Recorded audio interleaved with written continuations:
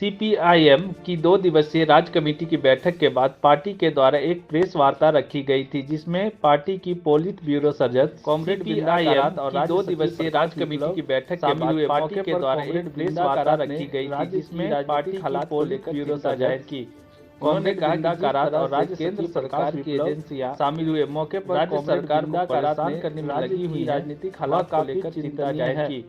उन्होंने कहा कि जिस तरह से गवर्नर और केंद्रीय जांच एजेंसियों के द्वारा राज्य सरकार गैर करने में लगी हुई है, शासित राज्यों के खिलाफ लगातार षड्यंत्र कर रही है। उन्होंने कहा कि उन्होंने गवर्नर और केंद्रीय जांच एजेंसियों के द्वारा आप सबको नमस्कार। कल जब मैं आ रही थी एयरपोर्ट से, वहाँ हमने देखा ईडी के ऑफिस के सामने वो पूरी भीड़ थी।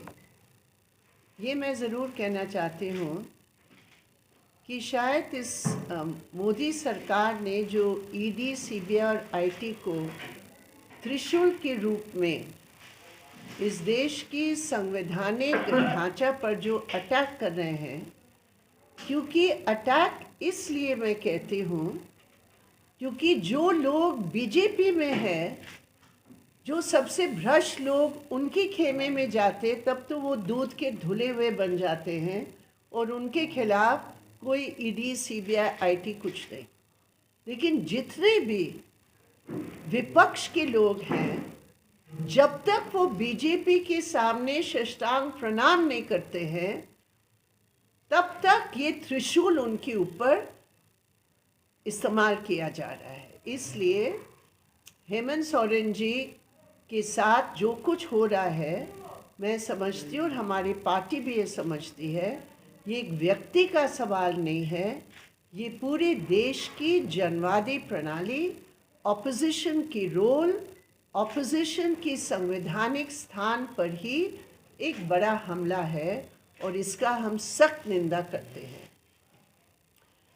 दूसरी बात, आजकल भारतीय जनता पार्टी के राज में गवर्नर का पद को जिस रूप में संविधान की राजदूत की हिसाब से नहीं, लेकिन एक संकीर्ण विपक्ष विरोधी केंद्र सरकार की एजेंडा के रूप में वो प्रतिनिधित्व करते।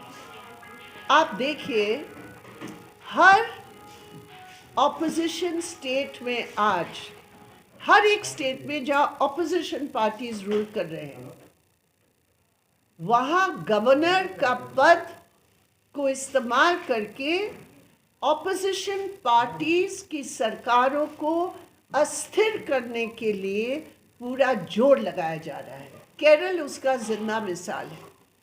रोज अभी कभी हो सकता है कि कोई गवर्नर ये बयान दे, मुख्यमंत्री को आदेश दे कि आप वित्त मंत्री को पद से हटा दो क्योंकि मैं नहीं चाहता हूं उसको। ये कौन सा तरीका है? कौन सा संविधान है? ये कौन सा धारा है? ये कौन सा कानून है? कानून का तो कोई मतलब नहीं है, संविधान का मतलब नहीं है। विपक्ष की नेतृत्व में सरकारों को अस्थिर कैसे किया जाए, उनके विकास के कामों में बाधा कैसे पहुंचाया जाए, ये पूरे तौर पर इनका है। तमिलनाडु में अभी गवर्नर ने तमाम बिल्स को रोक लिया है। क्यों? असेंबली ने पारित किया, लेकिन वो हर सवाल पर जो है वो बाधा डाल रहे हैं। तो इसलिए ये अनिवार्य है कि संविधान बचाने के लिए और फेडरलिज्म को बचाने के लिए, जो संविधान का एक अहम खंबा है, तमाम विपक्षी दलों को एक साथ मिलकर जनता के बीच जाकर इसका सही विश्लेषण और इस सरकार को सही जवाब दें।